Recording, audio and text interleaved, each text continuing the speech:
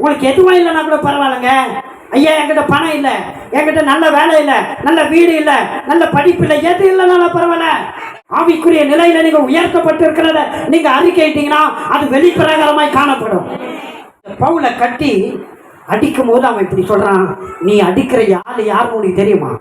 யார் சார்? நான் ரோமன். பவுல் சொன்ன உடனே கட்டெல்லாம் அவிழ்க்கப்பட்டது. பாருங்க, அவன் யார் என்ற அட்ரஸ் சொன்ன உடனே இப்ப என்ன வந்துச்சு? கட்டினவனுக்கு என்ன வந்துச்சு? நான் சொல்றேங்க, பிசாசு உங்களை கட்டி இருக்கிறானா? நீங்க யாருன்னு சொல்லுங்க. பிசாசு நடுங்கி அவன் வீட்டை விட்டு ஊரை விட்டு ஓடுவான். உங்க எல்லை சைடே வர முடியாது. ஹல்லேலூயா. பவுல் சொன்ன உடனே கட்டெல்லாம் அவிழ்க்கப்பட்டது. ரொம்ப ரொம்ப முக்கியமான விஷயங்க. நீங்க சொல்ல சொல்ல பிசாசு உங்களுக்கு மறைமுகமா என்னென்ன கட்டு போட்டு இருக்கிறானோ, சாப கட்டு, தரித்திர கட்டு, மரண கட்டு, நோயின் கட்டு, எல்லா கட்டும் அவிழ்க்கப்படும். ஆமென் இல்லையா? எல்லா பிசாசின் கட்டும் அவிழ்க்கப்படணுமா? நீங்கள் யார் என்பதை அறிவீங்கள், நீங்கள் யார் என்பதை சொல்லுங்கள், நீங்கள் யார் என்பதை உணருங்கள், அதை அறிக்கையிடுங்கள். கட்டுகள் அவிழ்க்கப்படும்.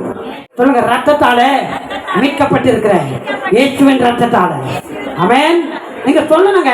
உங்க வீட்டுல 100 தடவை சொல்லுங்க, அல்லது ஒரு 30-40 தடவை சொல்லுங்க, இயேசுவின் ரத்தத்தால மீட்கப்பட்டிருக்கிறேன், மீட்கப்பட்டிருக்கிறேன், மீட்கப்பட்டிருக்கிறேன் என்று சொல்லி பாருங்க. பிசாசுடைய ஆளுகை உங்க வீட்டை விட்டு வெளியேறும். பிசாசுடைய கிரியைகள் அழிக்கப்படும். எல்லா பிசாசுடைய ஆயுதங்களும் நொறுக்கப்படும், எரிக்கப்படும், சாம்பலாய் போய்விடும்.